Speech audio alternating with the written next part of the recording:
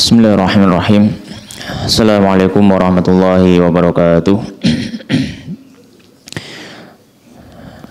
Alhamdulillahi wa kafa. Wassalatu wassalamu ala ashrafil anbiya'il mustafa Muhammadin wa ala alihi wa man ihtada. Amma ba'd. Allahumma subhanaka la ilma lana illa ma 'allamtana innaka antal alimul hakim. Wa tub alaina innaka antat tawwabur rahim. Rabbi shrah li sadri wa yassir li amri wahlul 'uqdatan min lisani yafqahu qawli. Allahumma inna nas'aluka ilman nafi'a wa rizqan thayyiba wa amalan mutaqabbala. Allahumma barik lana fi bukurina ya rabbal alamin. Ma'asyiral muslimin, jamaah rahimani wa rahimakumullah. Alhamdulillah, kembali kita bersyukur kepada Allah Subhanahu wa taala. Karena pada kesempatan pagi hari ini Allah Subhanahu wa taala masih memberikan kita kenikmatan, kesempatan untuk kembali beribadah kepada Allah Subhanahu wa taala dengan ibadah-ibadah yang mulia, dengan ibadah-ibadah yang dicintai Allah Subhanahu wa taala. Kita masih diberikan kesempatan untuk kembali melakukan ibadah puasa, salat subuh secara berjamaah, duduk di majelis ilmu. Dan hal semacam ini adalah kenikmatan yang bisa dirasakan oleh orang yang beriman kepada Allah Subhanahu wa taala. Namun tidak bisa dirasakan oleh hati manusia yang tidak memiliki keimanan kepada Allah Subhanahu wa taala. Oleh karenanya, kenikmatan itu tidak semua orang melihatnya sebagai suatu kenikmatan.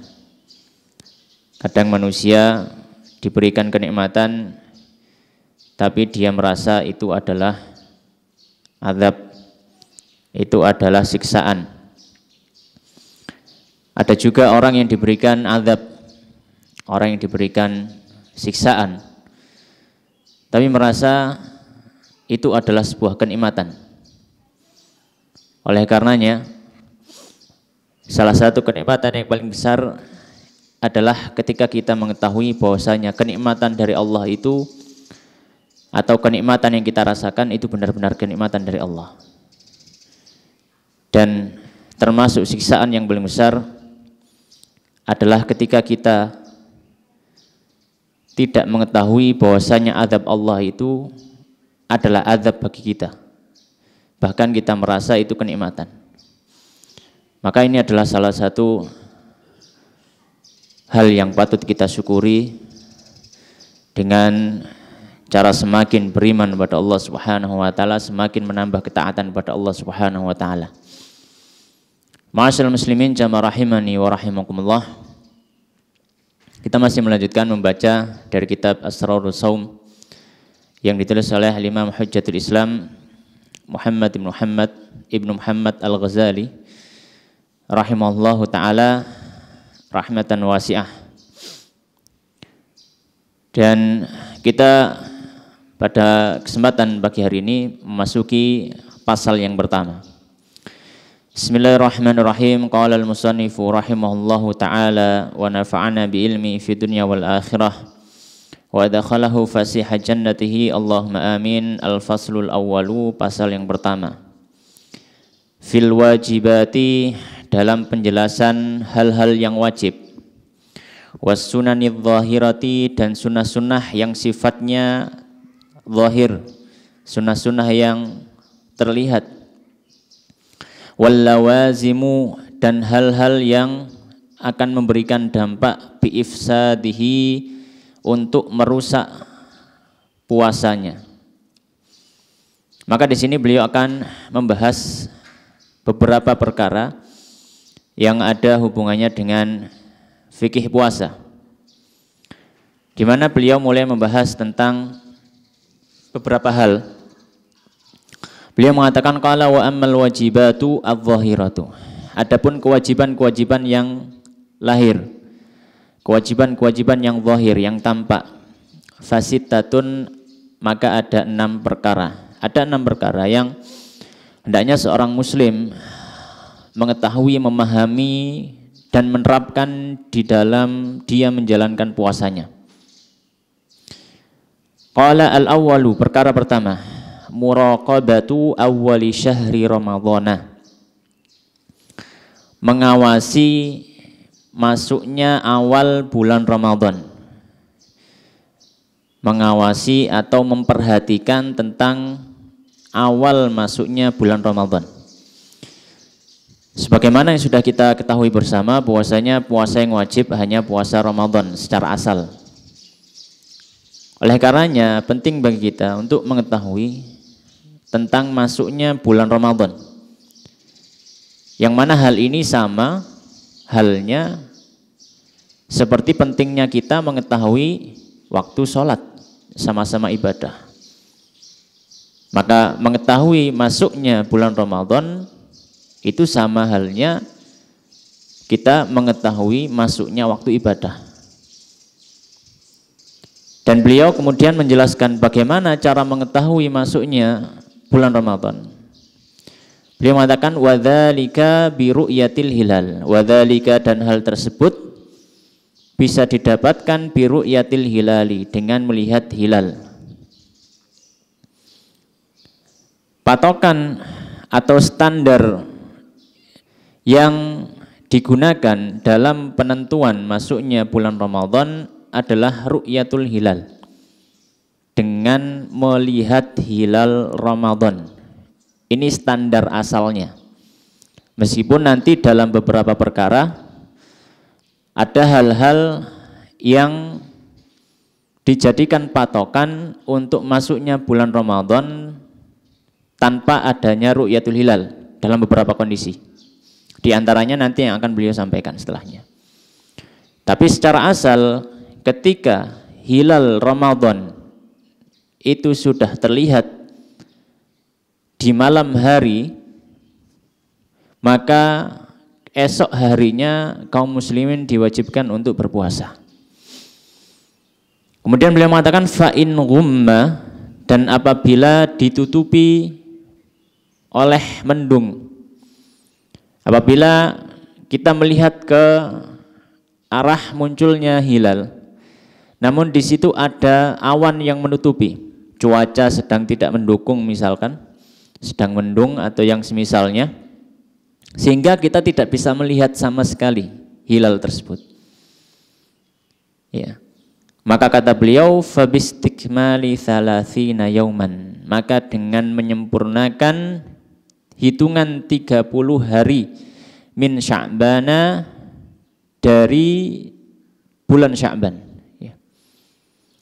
Maka di sini yang menjadi ketentuan asal adalah dengan ru'yatul hilal. Apabila di tanggal 29 sore hari atau malam hari itu hilal Ramadan terlihat, maka Sya'ban hanya 29 saja. Besoknya sudah tanggal 1. Namun apabila di tanggal 29 Sya'ban di malam hari itu hilal tidak terlihat, ya, hilal Ramadan tidak terlihat, entah karena memang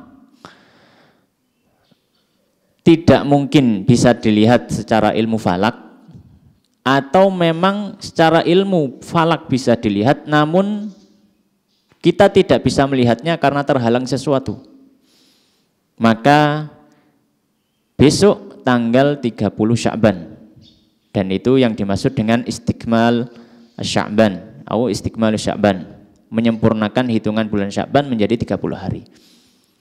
Ya, dan ini adalah pendapat keumuman daripada ulama kaum muslimin. Kemudian beliau mengatakan qala wa na'ni birru'yati, dan yang kami maksud dengan ru'yah di sini adalah al-ilma, pengetahuan atau mengetahui. Ya. Pengetahuan atau mengetahui. Maksudnya apa? Maksudnya tidak harus orang yang wajib berpuasa itu semuanya melihat hilal. Jadi kalau misalkan di Indonesia ini, ya, atau taruhlah misalkan di Jawa Timur lah, ada sekitar ya berapa? 10 juta mungkin lah, taruhlah 10 juta penduduk. Apakah wajib satu persatu 10 juta penduduk ini semuanya melihat hilal? Tidak. Paling tidak ada apa? Perwakilan untuk melihat. Ya, makanya kalau di Indonesia biasanya ada titik-titik yang digunakan sebagai lokasi penglihatan hilal. Maka cukup beberapa saja. Nah terus yang lainnya kan enggak ru'yah. Makanya beliau mengatakan wa na'ni birru'yati al-ilma. Dan yang dimaksud dengan ru'yah di sini adalah pengetahuan. Maka kalau misalkan ada orang yang melihat dan dia adalah seorang yang adil, adil di sini maknanya bukan adil tidak zalim, bukan. Tapi adil dalam masalah persaksian. Adil syahadah namanya. Yaitu syarat yang bisa diterima dalam pengadilan, yaitu kesaksian seorang. Dan ini ada beberapa syarat. Yang pertama, dia seorang laki-laki. Maka kesaksian wanita dalam masalah ru'yatul hilal tidak diterima. Kemudian yang kedua, dia adalah seorang yang baligh. Maka kesaksian seorang anak kecil yang belum baligh tidak diterima. Kemudian yang ketiga, dia adalah akil, orang yang berakal. Maka kesaksian orang yang gila atau tidak berakal tidak diterima. Yang keempat, dia adalah orang yang hur, orang merdeka. Maka kesaksian budak masalah ru'yatul hilal tidak diterima. Kemudian yang kelima, ya, dia adalah orang yang adil. Adil yang dimaksud di sini adalah orang non fasik. Orang non fasik. Makanya kalau dalam apa istilahnya ya, aturan peradilan Islam itu seorang saksi dipersyaratkan dia adil, dipersyaratkan dia bukan orang fasik, ya, dipersyaratkan dia bukan orang fasik. Dan yang dimaksud di sini bukan orang fasik adalah tidak diketahui kefasikannya. Jadi selama tidak ada orang, selama zahirnya muslim, kemudian tidak ada orang yang mengatakan oh, orang ini fasik, ahli minum khamr misalkan, maka diterima kesaksiannya. Baik. Kemudian beliau mengatakan wa yahsulu dzalika, dan didapatkan hal itu yaitu ilmu, yaitu mengetahui masuknya bulan Ramadan biqauli adlin wahidin, ya, dengan ucapan satu orang yang adil. Yang adil yang tadi kita sebutkan non fasik, ya, bukan orang fasik. Jadi ketika dia melihat hilal, kemudian dia bersaksi depan hakim, kemudian hakim menerima kesaksiannya, kemudian hakim berhak untuk memutuskan masuknya Ramadan dengan ru'yah satu orang tadi. Jadi nggak harus semuanya ru'yatul hilal. Ya. Taib.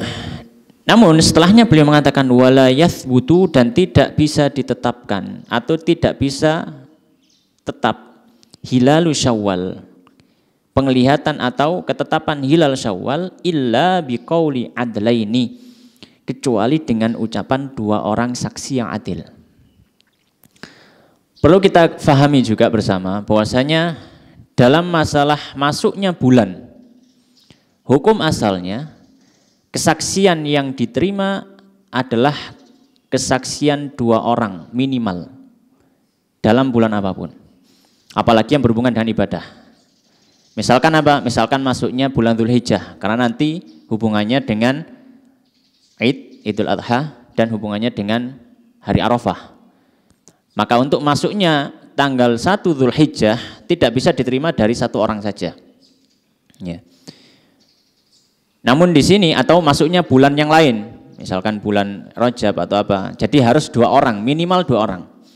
Tapi khusus ya untuk bulan Ramadan maka diperbolehkan meskipun saksinya satu, karena ada satu riwayat dari sahabat Ibnu Umar radhiyallahu taala anhuma, beliau pernah bersaksi di hadapan Nabi sallallahu alaihi wasallam bahwasanya beliau sudah melihat hilal Ramadan. Maka Nabi sallallahu alaihi wasallam itu berpuasa dengan kesaksian dari satu orang, yaitu Ibnu Umar, dan beliau memerintahkan manusia untuk ikut puasa. Ya. Tapi untuk bulan yang lain maka persaksian minimal 2 orang. Kenapa? Karena dikiaskan kepada kasus yang lain dalam masalah ibadah. Kasus yang lain dalam masalah ibadah. Jadi kesaksiannya minimal 2 orang laki-laki.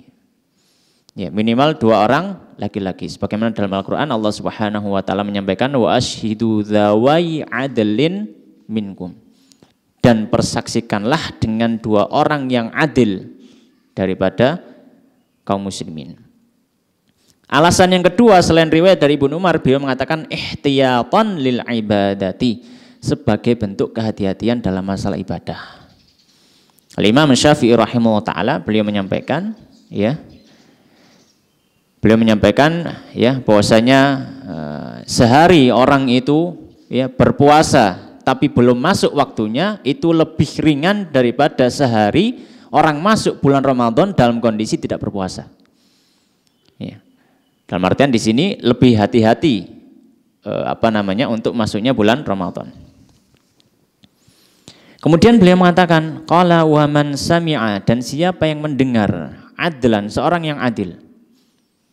Maksudnya mendengar di sini diberitahu. Ada orang yang adil yang dia bukan orang fasik. Ya. Wa wathaqa aw wathiqa biqaulihi, dan dia yakin dengan ucapan orang itu. Wa ghalaba ala dhannihi, dan kuat atas prasangkanya, sidquhu, kebenaran dari berita yang dibawa oleh satu orang ini. Lazimahu shaumu, maka wajib baginya juga untuk berpuasa. Dalam artian begini, masuknya bulan Ramadan itu atau thubut ya, istilahnya thubutu Ramadan itu ada 2 jenis. Yang pertama thubutun am, ketetapan yang berlaku untuk umum. Ketetapan yang berlaku untuk umum. Ketetapan yang berlaku untuk umum itu hanya bisa ditetapkan oleh otoritas penguasa setempat. Dalam hal ini pemerintah, hakim atau yang semisalnya. Tidak bisa satu orang terus mengumumkan di mik masjid, besok puasa semua warga Suko misalkan. Ya, nggak bisa. Apakah bisa jadi ketetapan umum? Nggak bisa. Kalau dia bukan pemerintah setempat yang memiliki kewenangan. Jadi ketetapan umum itu hanya bisa ditetapkan oleh pemerintah setempat. Baik. Dan itu bisa ditetapkan tadi dengan adanya persaksian. Nah, kalau di Indonesia ada sidang itsbat, itu nanti fungsinya ketetapan dari Kemenak itu berlaku untuk umum. Orang yang tidak memiliki pengetahuan maka dia harus bertaklid kepada pemerintah. Orang yang tidak memiliki pengetahuan dia harus bertaklid dengan pemerintah. Ada yang sifatnya thubutun khos, ketetapan yang khusus perseorangan. Ketetapan yang khusus perseorangan. Gambarannya adalah ada orang melihat hilal Ramadan. Dia sendiri yang melihat. Dia datang ke hakim, kemudian hakim menolak persaksiannya. Hakim menolak persaksiannya. Sehingga apa? Sehingga hakim menetapkan besok masih belum Ramadan. Karena kesaksiannya tadi ditolak hakim. Entah karena memang hakimnya nggak tahu bahwanya orang itu memang adil, atau mungkin ada tendensi khusus. Ya, nah, orang ini dulu pernah punya masalah dengan saya. Saya nggak mau terima kesaksiannya. Nah, ada tendensi, padahal itu ilmu. Ya, makanya jadi hakim itu berat. Ya. Jadi hakim itu apa? Berat. Ya. Dalam satu riwayat dari Nabi SAW, hakim itu ada 3. 2 di neraka, 1 tok yang di surga. Saking beratnya jadi hakim. Ya. Maka kalau misalkan ada orang semacam ini, otomatis pemerintah menetapkan besok nggak puasa. Tapi orang yang melihat hilal, kapan dia puasa? Dia puasa sesuai dengan pengetahuannya. Maka besok dia sudah wajib puasa. Karena dia melihat. Demikian pula orang yang yakin dengan pengetahuan si pelihat tadi. Misalkan si pelihat tadi punya istri, kemudian ngasih tahu, saya tadi malam melihat Cuma Pak Hakim nggak gelem nrimo saksianku misalkan. Iya. Nah, istrinya percaya sama suaminya karena suaminya memang orang yang biasa ngelihat hilal gitu, dan dia juga seorang yang adil, istrinya tahu. Maka istrinya juga puasa itu. Beb, pertanyaannya, bukankah ini berarti menyelisih pemerintah? Pemerintah menetapkan besok masih tanggal 30, tapi dia sudah puasa sendiri di rumah. Kita katakan dalam masalah ini tidak masalah. Karena seorang dalam masalah waktu ibadah, dia mengambil dengan apa yang dia ketahui. Karena ini berhubungan dengan waktu. Ya, berhubungan dengan waktu. Tapi apakah ada landasannya? Ada dalilnya? Ada. Hadis yang mungkin sering kita kenal dengan istilah hadis Quraib. Antara sahabat Muawiyah dengan sahabat Ibnu Abbas. Quraib ini yang pembantunya Ibnu Abbas datang dari Damaskus, ya, kemudian datang ke Makkah menyampaikan kepada Ibnu Abbas, ternyata Ibnu Abbas sudah puasa, padahal di Damaskus itu sudah mau Lebaran. Maaf, berbeda, ini waktunya berbeda, masih satu kekhalifahan tapi satu pemerintahan. Maka Quraib yang melihat hal tersebut kaget, loh, Ibnu Abbas jenengan kok masih puasa besok? Nah, di sana sudah besok itu sudah hari Id.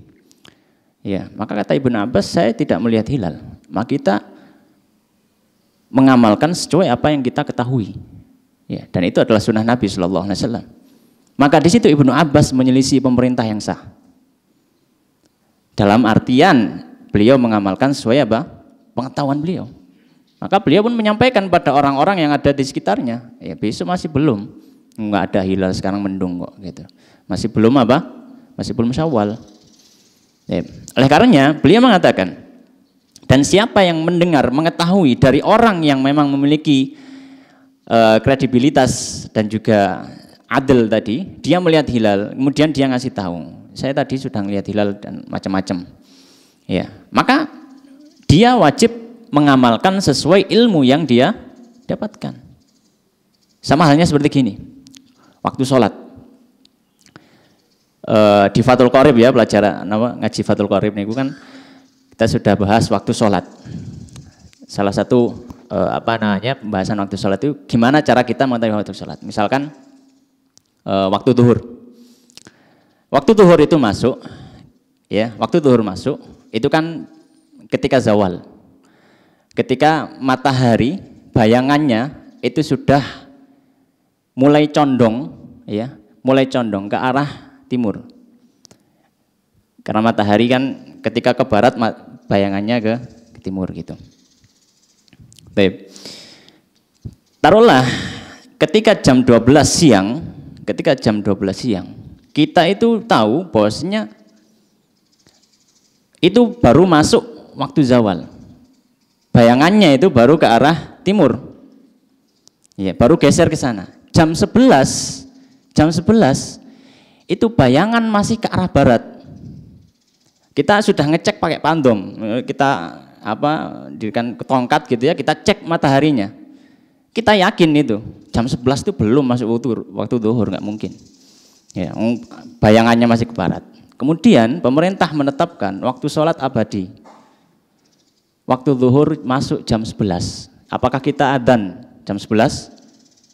Enggak. Kita tahu bahwasanya itu belum masuk waktunya ibadah gitu. Terus gimana? Ya kita mengamalkan sesuai apa? Sesuai dengan ilmu kita. Dan ini bukan berarti kita tidak taat kepada pemerintah. Iya, kita memang akidah kita ya, kita taat pada pemerintah. Cuma memang dalam beberapa hal ya tidak ada kewajiban kita untuk taat dalam semua hal, tidak. Kita taat kepada pemerintah iya, tapi tidak semua hal kita wajib taat. Ya, termasuk diantaranya dalam masalah penentuan waktu ibadah yang kita memang tahu secara pasti, itu syaratnya. Kalau kita nggak tahu, makanya tadi kita sampaikan. Dan kalau pemerintah itu sudah menetapkan ketetapan umum, itu berlaku umum dan wajib bagi orang yang tidak tahu untuk taklid.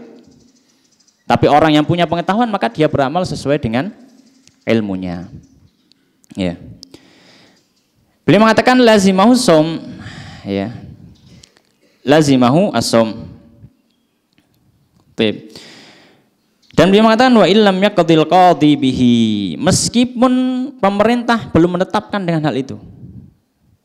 Karena tadi misal gambarannya apa? Dia bersaksi di hadapan hakimnya nolak karena punya tendensi khusus.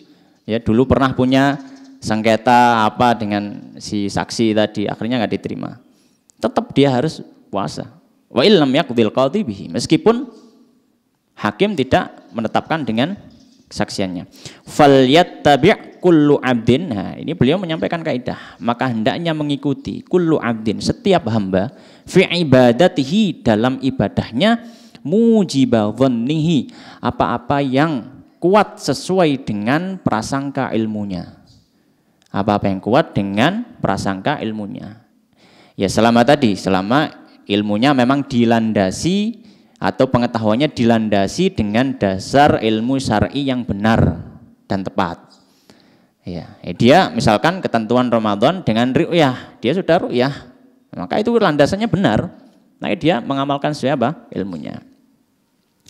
Kemudian kasus yang lain beliau mengatakan qala wa idza ru'iyal hilalu, apabila dilihat hilal Ramadan, ya, atau hilal Syawal mungkin, bibaldatin, di satu tempat, satu daerah, walam yura bi ukhra, dan tidak terlihat di daerah lain,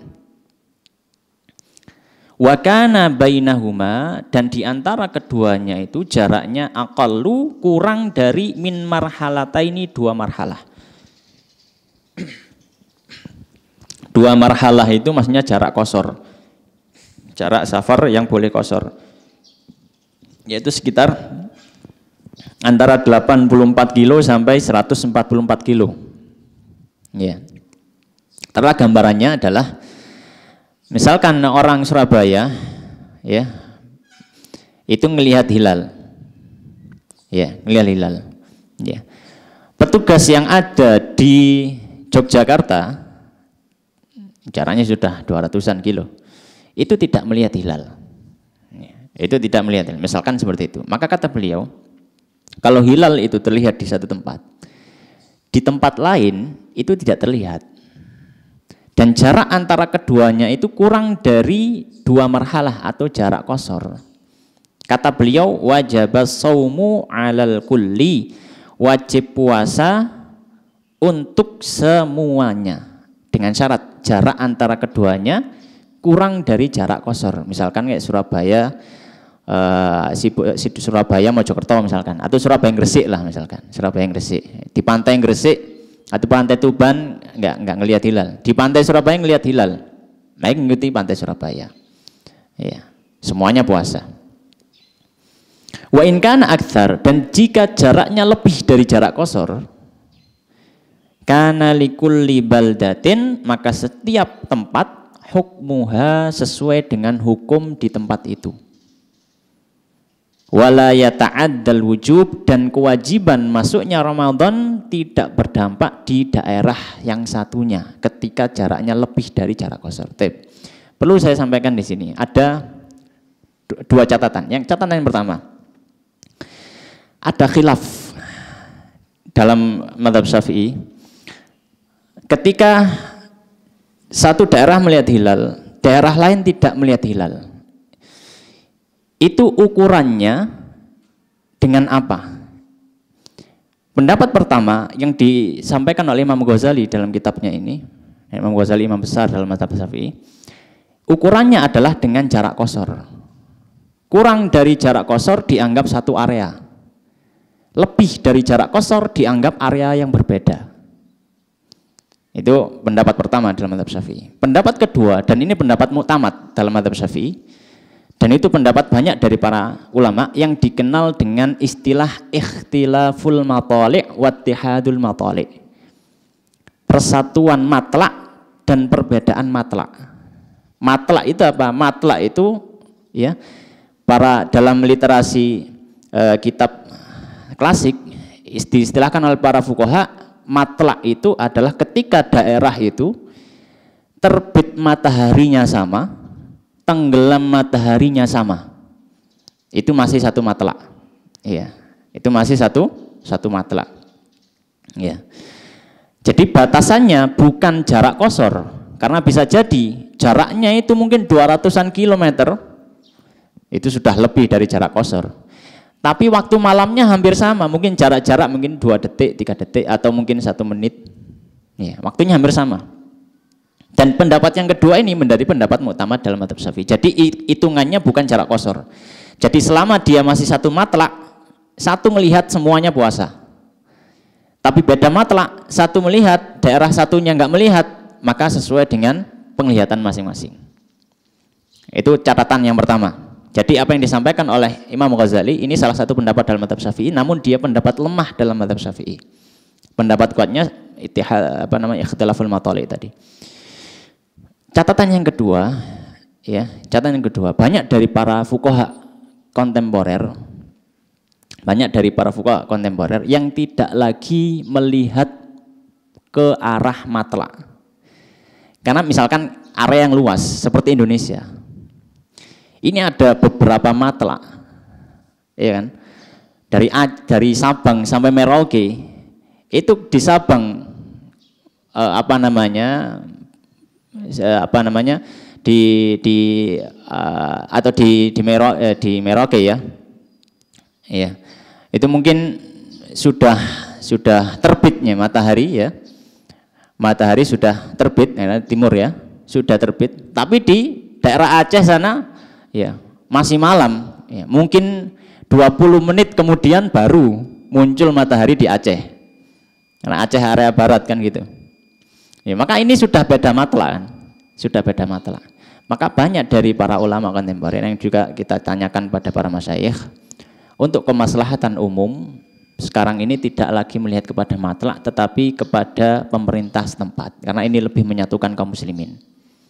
Kalau zaman dulu ya pakai matlak itu, tapi sekarang, dan itu pendapat jumhur ulama dengan menggunakan matlak beda ya beda gitu ya. Jadi untuk kemaslahatan supaya bersamalah gitu ya. Jadi kalau misalkan ke Indonesia, misalkan pemerintah sudah mengumumkan besok puasa, ya sudah, meskipun area-area yang tidak melihat, tetap mereka kalau nggak memiliki penglihatan ya, mereka tetap atau tidak mengetahui, mereka tetap taklid saja kepada keputusan pemerintah untuk persatuan kaum muslimin. Hanya saja kecuali satu tadi, kalau misalkan dia memang benar-benar tahu, berlandaskan dengan ilmunya, dia melihat tapi tidak diterima kesaksiannya misalkan. Ma'asyiral muslimin jamaah rahimani wa rahimakumullah. Kemudian yang kedua, ats-tsani, an-niyatu, niat. Ya. Maka penting bahwasanya berpuasa adalah satu ibadah, dan ibadah syarat sahnya adalah niat. Ya. Dan dia masuk juga rukun ya. Wala budda likulli lailatin, dan wajib untuk setiap malamnya min niyatin mubayyatatin, dari niat yang berada di waktu malam, muayyanatin yang ditentukan, jazimatin yang ditetapkan. Dalam artian hal wajib yang kedua dalam masalah puasa Ramadan adalah niat. Dan niat itu adalah secara sepakat para ulama berada di dalam hati. Jadi ketika di dalam hatinya sudah ada terbesit ya besok puasa Ramadan ya, atau besok puasa, itu sudah cukup ya, itu sudah cukup. Dan ini dilakukan di setiap malam, di setiap malam ya. Falau nawa, kalau seandainya dia niat an yasuma syahra ramadhana, untuk puasa bulan Ramadan bulan penuh, dirapel tanggal 1, misalkan besok tanggal 1 malamnya sahur ya, niat dalam hati wis niat poso sak wulan full ya, daf'atan wahidatan, dengan satu kali niat, lam yakfih, maka tidak cukup ya, maka tidak cukup ya. Kenapa? Karena setiap Ramadan atau setiap harinya dalam ibadah bulan Ramadan adalah waktu yang berbeda. Maka ketika waktu berbeda harus ada niat yang diperbarui. Karena misalkan hari ini kita puasa, sebelum puasa hari besoknya kita sudah membatalkan dulu kan gitu. Iya. Kita harus membatalkan dulu supaya tidak wisol, tidak nyambung terus gitu. Kita batalkan dulu. Maka ini ibadah yang berbeda karena di tengah-tengahnya ada batal. Maka kalau ibadah berbeda ya harus ada niat setiap harinya. Tidak hanya sekali niat sudah selesai, enggak. Setiap harinya paling tidak ada apa? Ada di dalam hatinya keinginan untuk berpuasa besok. Iya.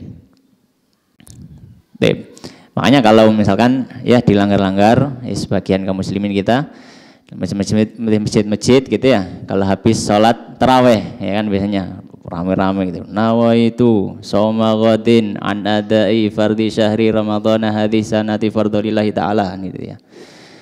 Nah, itu untuk mengingatkan saja.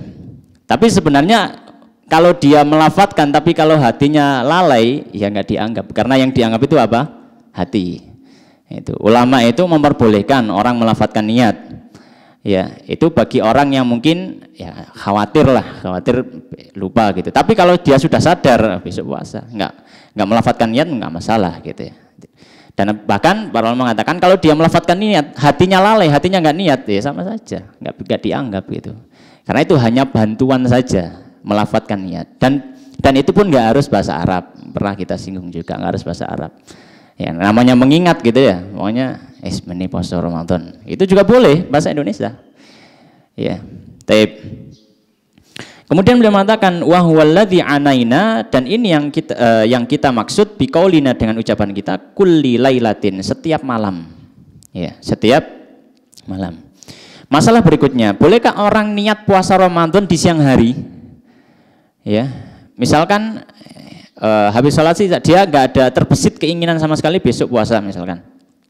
Habis taraweh ya, dia nggak ada keinginan terbesit sama sekali, tidur, bangun-bangun misalkan sudah masuk waktu subuh.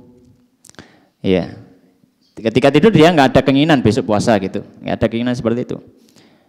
Maka apakah sah niat di tengah-tengah hari? Beliau mengatakan walau nawa bin nahar, kalau seandainya dia niat di siang hari, lam yujzih, tidak mencukupi saumu Ramadhana, saum puasa Ramadannya. Ya. Wala saumul fardhi, tidak juga mencukupi untuk puasa wajib. Jadi selama dia itu puasa wajib, niatnya harus sebelum terbitnya fajar shadiq atau waktu subuh. Ya, karena hadisnya masyhur ya, man lam yubayyitis siyama minal laili fala siyamalahu. Siapa yang tidak berniat di malam harinya, kata Nabi sallallahu alaihi wasallam, maka tidak ada puasa. Kata beliau illa tatawu'a, kecuali puasa sunnah. Kalau puasa sunnah boleh tengah hari ya, kok apa namanya buka dandang kok kosong ya, ndelok wajan kok gak ono minyake gitu ya, gak goreng apa-apa, gak masak apa-apa gitu ya. Tanya misalkan gak ono sarapan, ya, belum masak, nggak ada sarapan, ya wis tak poso. Nah, boleh. Tapi puasa apa? Sunnah. Kalau puasa wajib enggak? Puasa wajib sudah harus ada niatan dari malam harinya. Wa huwallazi anaina biqaulina, dan itu yang kami maksud dengan ucapan kami mubayyatatin, diniatkan di waktu malam. Karena kalau siang nggak boleh atau tidak dianggap sah puasa wajibnya.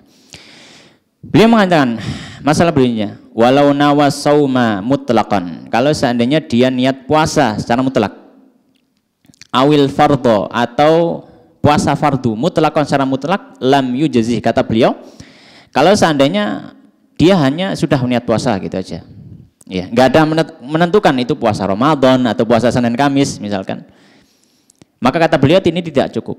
Paling tidak ada itu puasanya puasa apa, kalau Ramadan ya puasa Ramadan ya, hatta yanwiya, hingga dia meniatkan faridatallahi azza wajal ya, kewajiban dari Allah Subhanahu wa taala shauma Ramadan, yaitu puasa Ramadan. Ya. Dan ini dimaksud tadi dengan muayyanatan ya, yang harus ditentukan puasanya. Kemudian beliau mengatakan walau nawa lailatas syakki, kalau seandainya dia niat di malam hari pada waktu syak. Ya, malam hari pada waktu syak. Syak itu ya, malam syak itu adalah tanggal 29 ada simpang siur berita. Ada simpang siur berita, ada yang mengatakan hilal sudah terlihat, ada yang mengatakan belum terlihat. Ya, akhirnya simpang siur kita bingung, waduh sing bener sing di gitu. Dan itu terjadi di zaman dulu ya. Kalau zaman sekarang semuanya sudah ngelihat HP-nya masing-masing, ngenteni sedang isbat ae. Enggak ada hari syak sekarang. Ya, sudah tinggal tentukan nanti mungkin sebelum apa namanya? Habis maghrib atau mungkin sebelum isya sudah ada ketentuan gitu. Tapi kalau zaman dulu kan enggak semudah hari ini. Orang kan bingung mengetahui ketentuannya itu apa gitu. Mengetahui ketentuan pemerintah belum tahu kapan sudah melihat atau belum, enggak tahu. Ya, kalau seandainya dia niat di malam hari bulan Syak, an yasuma ghadan, dia besok puasa. In kana min Ramadan, jika besok itu Ramadan. Ya, misalkan ini masih simpang siur beritanya. Ya, besok puasa apa enggak ya? Besok puasa apa enggak? Dia hanya sebelum tidur wis nek mene poso, aku tak melok poso. Tidur. Bangun-bangun subuh. Ya, orang-orang mengatakan, "Oh, mambengi wis ketok hilale," gitu. Oh, ternyata saiki Ramadan. Oh ya wis. Kata beliau, lam yujzi, itu juga tidak cukup. Kenapa? Karena dia ketika niat jazim, dia tidak menetapkan, karena dia ragu-ragu. Kalau besok puasa tak melok poso. Nek menecik tanggal 30 berarti gak poso gitu. Maka ini juga tidak diperbolehkan. Fa innaha laisat jazimatan, kata beliau, karena ini bukan sifatnya jazimah. Dalam artian dia tidak menetapkan hatinya, karena niat itu harus ketetapan hati. Dan beliau mengatakan illa, kecuali dalam satu kondisi. Apa itu? Antastanidhaniyatuhu ila qauli syahidin adlin. Ketika dia menyandarkan niatnya dengan ucapan seorang yang adil. Ya, dengan ucapan seorang yang adil. Dalam artian gini, ada orang yang dia adil, yang adil kita sudah sampaikan tadi di awal. Ya. Dia menyampaikan, saya tadi sudah melihat hilal kok. Iya. Saya tadi sudah melihat, dan kita tahu dia orang yang adil. Maka kita tahu besok tanggal 1 Ramadan berarti.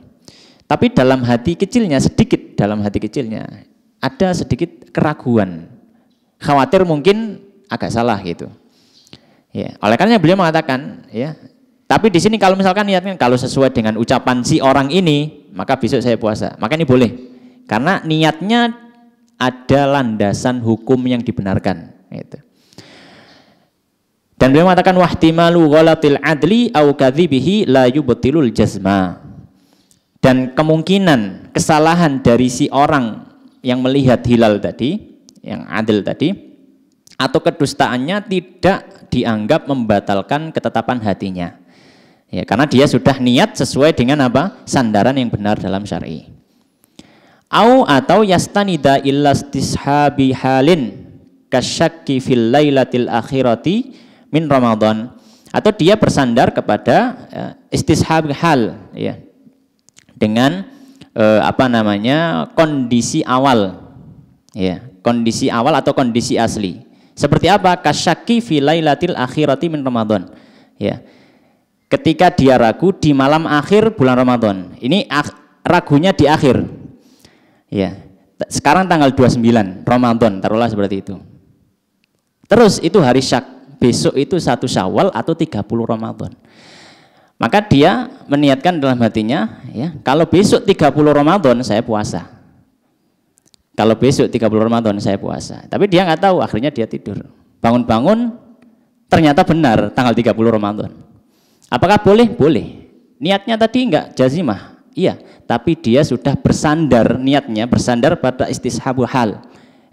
Istishabul hal itu sudah menjadi landasan syar'i yang dibenarkan.